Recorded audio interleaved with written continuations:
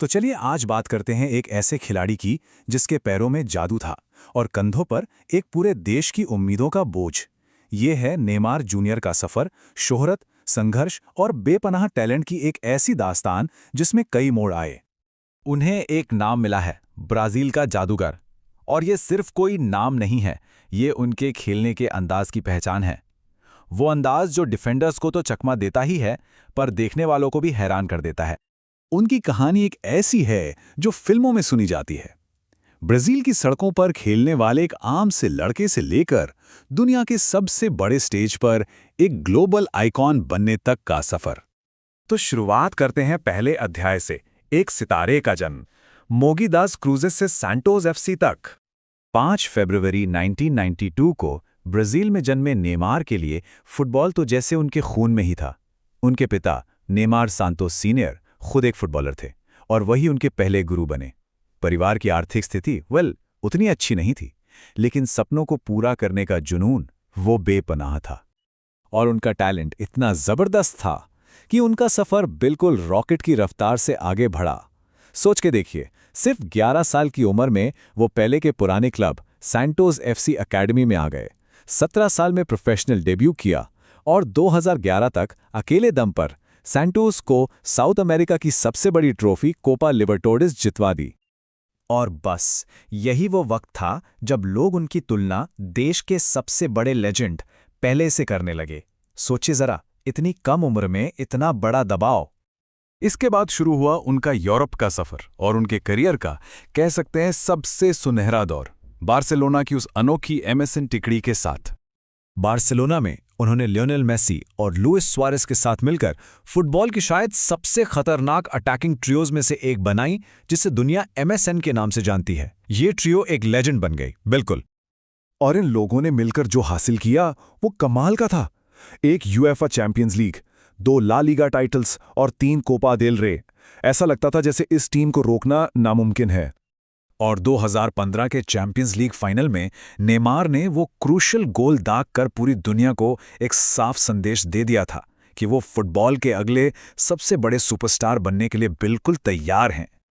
और फिर आया वो मोड़ जिसने फुटबॉल की दुनिया को हिला कर रख दिया। उनका पेरिस सेंट जर्मन में ट्रांसफर, जिसने उन्हें दुनिया का सबसे महंगा खिलाड़ी बना दिया। लेकिन सबके दिमाग में एक ही सवाल था, आखिर कोई दुनिया की सबसे बेहतरीन टीम को क्यों छोड़ेगा? जवाब था मेसी की परछाई से बाहर निकलकर अपनी खुद की एक अलग विरासत बनाना। वो एक टीम के अनडिस्प्यूटेड स्टार बनना चाहते थे।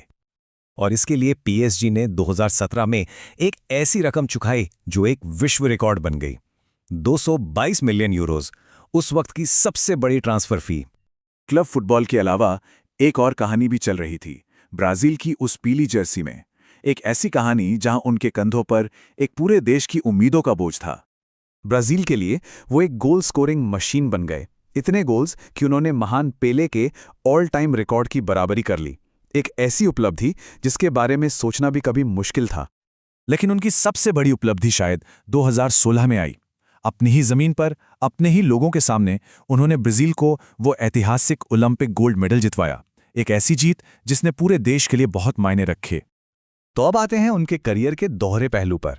एक तरफ थी ये अविश्वसनीय सफलता और दूसरी तरफ लगातार संघर्ष। उनकी उपलब्धियों की लिस्ट देखिए जरा, 400 से ज्यादा career goals, Champions League, Copa Libertadores, Olympic gold और स्पेन और फ्रांस में ढेरों लीग टाइटल्स। इसमें तो कोई शक ही नहीं है कि वो एक ऐतिहासिक खिलाड़ी हैं। लेकिन उनका करियर एक लगातार चल रही कश्मकश से भी जुड़ा हुआ है। बार बार चोट लगती रही, जिसने उनके खेल को हमेशा रोका। उन पर डाइवर होने के आरोप लगते रहे। मीडिया का दबाव तो हमेशा उन पर बना ही रहा। और सबसे बड़ा दुख, एक वर्ल्ड कप जीतने का सपना जो अब तक अधूरा है। 2023 में उन्होंने सऊदी क्लब अल हिलाल ज्वाइन करके एक नया अध्याय शुरू किया। लेकिन किस्मत देखिए, वही चोट की कहानी फिर से दोहराई गई और वो टीम से बाहर हो गए। आखिर में उनकी विरासत शायद इस एक बात से साफ हो जाती है, उन्होंने फुटबॉल को एक कला में बदल दिया जिसमें मनोरंजन और कौशल का एक अनोखा मिश्रण था। ट्रॉफीज जीतना एक बात है, लेकिन खेल को इतना खूबसूरत बनाना, वही नेमार की पहचान है। तो ये हमें एक बहुत ही अहम सवाल पर लाके छोड़ देता है क्या ये जादूगर एक ऐसी प्रतिभा की कहानी है जो पूरी तरह से खिल उठी, या एक ऐसी क्षमता की जो कहीं ना कहीं पूरी तरह हासिल नहीं हो सकी?